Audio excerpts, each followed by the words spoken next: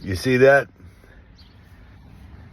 Today is Thursday, and I have to pull this apart one more time because I still have a small leak coming out of the shifter base going to the Marlin crawler box. And I have really delayed making a part 3 to my build because my build's not done. You know what I mean? The truck is not rolling and right like it used to be. And it turns out that I haven't made a video explaining what happened out west. But out west, I had 5 major modifications done. Re-geared, front locker, transfer case, long travel, and triple bypass shocks and rims.